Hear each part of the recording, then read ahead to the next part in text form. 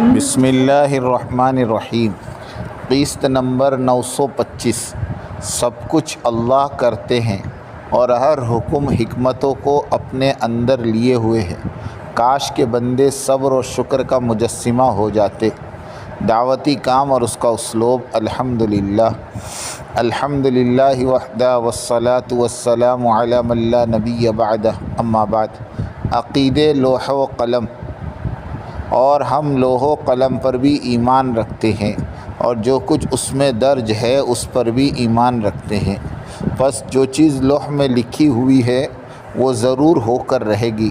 ساری مخلوق مل کر بھی اسے روکنا چاہے تو اسے روک نہیں سکتی۔ اسی طرح جو چیز اللہ تعالیٰ نے لوح میں نہیں لکھی تو ساری مخلوق مل کر بھی اسے موجود نہیں کر سکتی۔ قیامت تک پیش آنے والے واقعات اور حالات درج کرنے کے بعد قلم خشک ہو چکا ہے۔ جو چیز بندے کو نہیں پہنچی وہ کبھی بھی نہیں ملنے والی تھی، اور جو چیز اسے پہنچی ہے وہ کبھی بھی اس سے ٹلنے والی نہیں تھی۔ بندے پر لازم ہے کہ اس بات کو جان لے کہ مخلوق کیا کچھ کرنے والی ہے یا مخلوق کے ساتھ کیا کچھ ہونے والا ہے، یعنی کسی کے کچھ کرنے سے پہلے یا کسی کے ساتھ کچھ کیے جانے سے پہلے ہی اللہ کو سب خبر ہے۔ اللہ تعالیٰ نے ہر چیز کو ناپ تول کر اپنی مشیت سے ایک محکم اور قطعی تقدیر کے ساتھ بنایا ہے۔ اسے کوئی توڑنے والا نہیں، کوئی اسے پیچھے ہٹانے والا نہیں، کوئی اسے زائل کرنے والا نہیں، کوئی اس میں تغیر و تبدل کرنے والا نہیں، اور نہ ہی کوئی اسے پھیرنے والا ہے، نہ ہی کوئی کمی و زیادتی کر سکتا ہے۔ زمینی اور آسمانی مخلوق سب اللہ کی بنائی ہوئی ہے، اور کوئی مخلوق اس بنانے والے کے بغیر خود بخود نہیں بن سکتی، اور بنانے والے خالق اللہ تعالیٰ نے ہر ایک کو بہتر اور خوب بنایا ہے۔ اللہ تعالیٰ بہترین خالق ہے، اس کی تخلیق میں کسی قسم کا عیب اور نقص نہیں ہے۔ نقص اور عیب مخلوق کے فعل میں ہے۔ اللہ تعالیٰ کا کام سراسر حسن و خوبی پر مشتمل ہے۔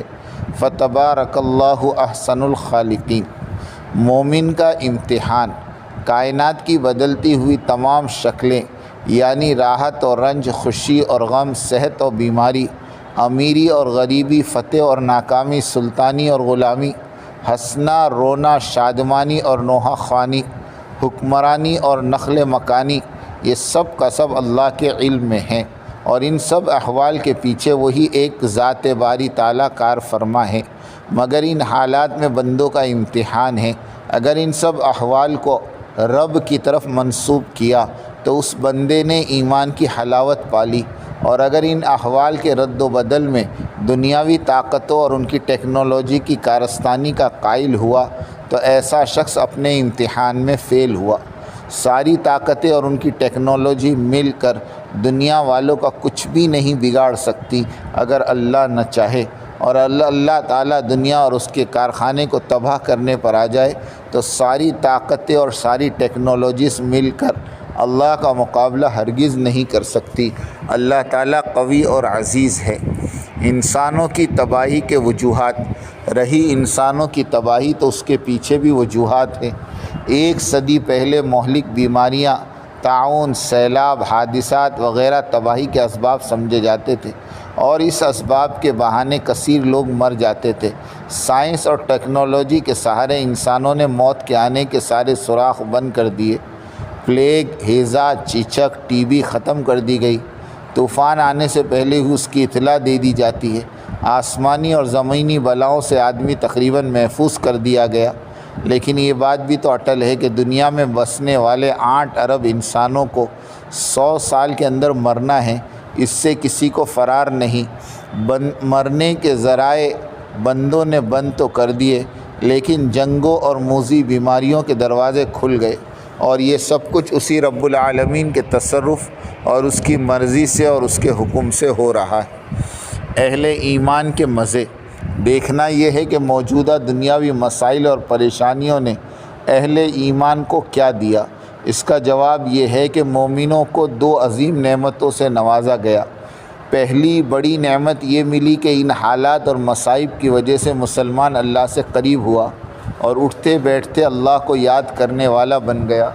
دوسری نعمت یہ ملی کہ اس کی جنت آسان ہو گئی، کیونکہ جنت کا داخلہ دو ہی راستوں سے ممکن ہے، نیک بن کر جنت میں جاؤ یا کافر کے ہاتھ سے مر کر شہید ہو کر جنت میں جاؤ۔ اس لیے دنیا میں جہاں جہاں مسلمانوں پر ظلم و تشدد ہو رہا ہے اس کی وجہ صرف اسلام ہے۔ فرعون نے بھی یہودیوں کو جو اس وقت کے مسلمان تھے چن چن کر مارتا تھا، جس کا ذکر قرآن مجید نے یوں بیان کیا، اتقتلون رجلا ان یقول ربی اللہ، کیا تم اس شخص کو محض اس لیے قتل کر رہے ہو کہ وہ اللہ کو رب مانتا ہے؟ فائدہ یہ فرعون کا واقعہ ہے کہ وہ اس وقت کے مسلمان یعنی یہودیوں کو مارتا تھا۔ ان کا جرم یہ تھا کہ وہ اللہ پر اور حضرت موسیٰ علیہ السلام پر ایمان رکھتے تھے۔ بالکل اسی طرح آج کے فرعین کا وہی سلوک آج کے مسلمان کے ساتھ ہے، اس لیے کہ یہ مسلمان بھی اللہ کو اپنا رب اور حضرت محمد صلی اللہ علیہ وسلم کو اپنا نبی مانتا ہے۔ خدا ناخواستہ اگر آج یہی مظلوم مسلمان خود کو غیر مسلم ظاہر کر دے تو دنیا بھر کے ممالک کی طرف سے اس کی امداد شروع ہو جائے گی، اس کی حفاظت کی جائے گی، اسے گھر دیا جائے گا، بالکل اسی طرح جس طرح پچھلے زمانے میں افریقہ اور ایشیا کے ممالک میں بسنے والے مظلوم اور نادار مسلمانوں کو پیسے اور سہولیات دے دے کر عیسائی بنایا جاتا تھا۔ ان کے دیہاتوں میں اسکول اور ہاسپٹل کھولے جاتے تھے، مفت کا کھانا اور کپڑا دیا جاتا تھا اور لوگ اسلام چھوڑنے پر آمادہ ہو جاتے تھے۔ بربادی کی بات تو یہ تھی کہ اس وقت کے مسلمانوں کے پیشوا اکابر علماء کرام نہ تو عمومی طور پر مسلمانوں میں تبلیغ کرنے کے قائل تھے اور نہ ہی انہیں اس بات کی توفیق تھی کہ دعوت و تبلیغ کرنے والوں کی حمایت کرتے۔ البتہ فتوے دیے جاتے کہ حضور کے زمانے میں جو تبلیغ ہو چکی بس وہی تبلیغ تھی، اب تبلیغ کسی پر فرض، واجب اور ضروری ہرگز نہیں۔ آج بھی ان کا فتویٰ یہی ہے۔ ان فتووں کا اثر یہ ہوا کہ پڑھا لکھا طبقہ امت مسلمہ کی عمومی اصلاح کی فکر سے بے بہرا اور لاپرواہ ہو کر رہ گیا۔ موجودہ وقت میں مولانا سجاد نعمانی صاحب وغیرہ کی پوری کوشش ہے کہ تبلیغی عمومی محنت دم توڑ دے۔ مولانا نعمانی صاحب اپنی آڈیو تقریر میں برملا فرما رہے تھے کہ حضرت الیاس صاحب رحمۃ اللہ علیہ نے تبلیغی محنت ان لوگوں کے لیے شروع فرمائی تھی جو لوگ شہروں اور مسلمانوں کی آبادیوں سے دور رہتے ہوں اور اس کام کو اتنی اہمیت دیے جانے کی کوئی ضرورت ہی نہیں اور عالمی سطح پر دنیا بھر میں کام ہو۔ یہ سوچ تو حضرت مولانا الیاس صاحب کے سوچ کے مغائر ہے۔ گویا مولوی سجاد نعمانی صاحب نے قرآن پاک کی 400 ایسی آیتوں کو جو امر بالمعروف اور دعوت و تبلیغ کے بابت ترغیب و ترہیب سے منصوص ہے سب کو بھلا دیا۔ اس طرح کے غیر منشرح الصدر علماء کے غلط فتووں کی وجہ سے ایشیا، افریقہ اور یورپ کے 80% مسلمان بے دینی اور ارتداد کا شکار ہوئے۔ لیکن الحمدللہ شام غم لیکن خبر دیتی ہے صبح عید کی کہ مصداق الیاسی عمومی تبلیغی محنت کے سیلاب نے 98 سال کی مختصر سی مدت میں اسلام کی بوسیدہ عمارت کو مضبوط اور فولادی بنا کر چھوڑا۔ کفر کے سمندر میں غرق شدہ مسلمان بھائیوں بہنوں کو بھی نکالا اور ساتھ میں غیروں کو بھی انہی راہ دکھائی۔ گاؤں کے گاؤں، شہر کے شہر، قوموں کی قومیں اسلام کی آغوش میں پناہ لینے والے بنے۔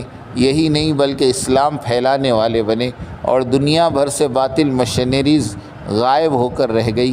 یہ حقیقت ہے، افسانہ نہیں۔ اقوام متحدہ کی رپورٹ کے مطابق 20 سال قبل دنیا میں مسلمانوں کی تعداد 1.1 ارب تھی اور اب 2023 میں 2.8 ارب مسلمان ہیں۔ الحمدللہ، یعنی دگنی سے بھی بڑی تعداد ہو گئی۔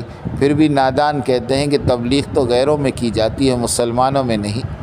ان کی اس ناعاقبت اندیش اور عامیانہ فتووں کی وجہ سے مسلمانوں میں تبلیغ نہیں کی گئی تھی تو ملکوں کے ملک مرتد ہو چکے تھے۔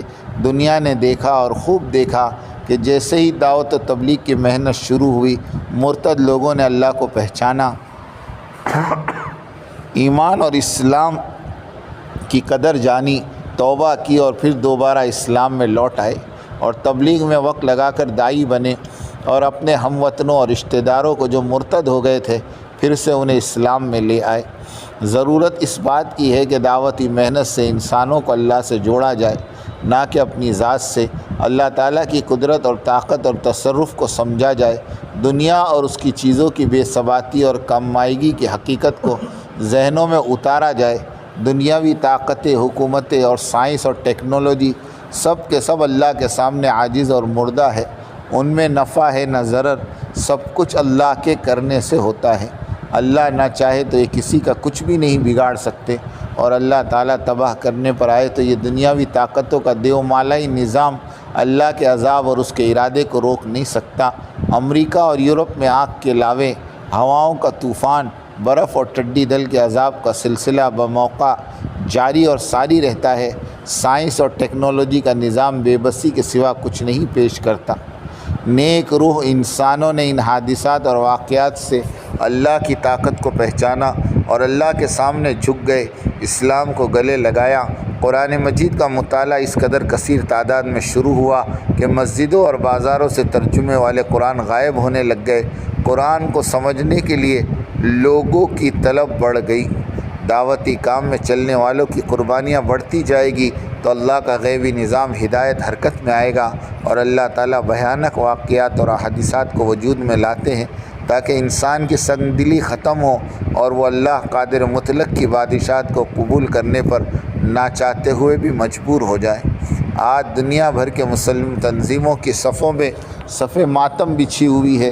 مسلمانوں کے فلاح اور بہبود کے راستے اور طریقے ڈھونڈے جا رہے ہیں، سیمینار ہو رہے، مقالات لکھے اور پڑھے جا رہے، قرارداد منظور ہو رہی، بقول مرض بڑھتا گیا جوں جوں دوا کی، کوئی تدبیر کارگر ہوتی نظر نہیں آ رہی۔ یاد رکھیں، حضور کے وقت میں ہمارے موجودہ دور کے وقت کے فتنوں سے زیادہ گھناؤنے فتنے تھے، لیکن اللہ تعالیٰ نے اپنے نبی اور متبعین کو کوئی اور کام یا کوئی اور اسکیم نہیں بتایا اور بار بار یہی بتایا، جو کام تمہیں کرنے کو کہا گیا ہے اس کام پر آپ اور آپ کے ساتھی لگے رہو، یعنی دعوت اللہ والی محنت ہی پر اپنی ساری توانائی صرف کر دو، ہوگا وہی جو تم چاہتے ہو، کیونکہ اللہ تمہارے ساتھ ہے۔ فوراً نہیں تو کچھ دیر بعد ہوگا، مگر ہوگا ضرور۔ اگر طائف والے آج مار رہے ہیں تو کوئی بات نہیں، کل ان کی نسلیں دین قبول کریں گی۔ اور دنیا نے دیکھا، خوب دیکھا، ثقافی لوگ تبلیغ اور تعلیم کے میدان پر چھا گئے تھے۔ آج بھی الحمدللہ مسلمان دین پر جمع ہوا ہے اور اپنے دین اور ایمان کے خاطر سب کچھ قربان کرنے کو تیار ہے، اور اپنی جان کا نذرانہ تک پیش کر رہا ہے، اس لیے اس کی کامیابی یقینی ہے۔ تباہی سے بچنے کا راستہ، جو بات مقدر میں لکھی جا چکی ہے وہ تو ہو کر رہے گی، لیکن اسباب کے طور پر قرآن اور حدیث میں ان تباہ کاریوں سے بچنے اور دوسروں کو بچنے کا طریقہ بھی بتلایا گیا۔ بس کیوں نہ تم سے پہلے زمانے کے لوگوں میں سے اہل خیر لوگ ہوئے جو زمین میں فساد پھیلانے سے روکتے، سوائے ان چند کے جنہیں ہم نے ان میں سے نجات دی تھی۔ آپ کا رب ایسا نہیں کہ کسی بستی کو ظلم سے ہلاک کر دے اور وہاں کے لوگ داعی الی الخیر یعنی اصلاح کرنے والے ہوں۔ کلکتہ فرقہ وارانہ فساد میں جل رہا تھا، وہاں کے تبلیغی ذمہ دار حاجی غلام رسول صاحب کا خط آیا، دعا کے لیے کہا، پریشانیوں کا ذکر کیا تو حضرت مولانا یوسف صاحب رحمۃ اللہ علیہ نے فرمایا، حاجی صاحب، مسلمان کا سب سے بہتر حال وہ ہوتا ہے کہ جس وقت وہ اپنے پروردگار کی طرف متوجہ ہو، اور آج کی عارضی تکلیف میں دیکھ رہا ہوں کہ اہل بنگال جس قدر اللہ کی طرف متوجہ ہوئے ہیں، اللہ کو ان پر رحم ضرور آئے گا اور انہیں ہدایت بھی عطا ہوگی، اور امن اور امان بھی۔ جماعتوں کو پورے شہر میں پھیلا دو۔ الحمدللہ 3 دن میں فساد ختم ہو گیا، امن ہو گیا۔ حضرت جی ثانی کا غم و ملال، حضرت جی ثانی مولانا محمد یوسف صاحب رحمۃ اللہ علیہ کو موت تک یہ ملال اور غم تھا کہ کاش سکوت حیدرآباد دکن کے وقت میں جماعتیں بھیجتا تو اتنا قتل عام نہیں ہوتا۔ لوگوں نے حضرت کو یہی رائے دیتے کہ حضرت حیدرآباد والے نواب لوگ ہیں، تہذیب یافتہ ہیں، یہ میواتی وہاں جا کر کیا کریں گے، اسی لیے جماعتیں نہیں بھیجی گئی اور تباہی مچ گئی۔ صبر اور استقلال اور اللہ کے فیصلوں پر راضی رہنا ہی آج ہم مسلمانوں کا دین ہے۔ یہ وقت کا امتحان ہے۔ رنجیدگی، خفگی، کم ہمتی، مایوسی ہماری زندگی بھر کی قربانیوں کو بے قیمت بنانے کے لیے کافی ہے۔ وَلَا تَهِنُوا وَلَا تَحْزَنُوا وَأَنْتُمُ الْأَعْلَوْنَ إِن كُنتُم مُؤْمِنِينَ۔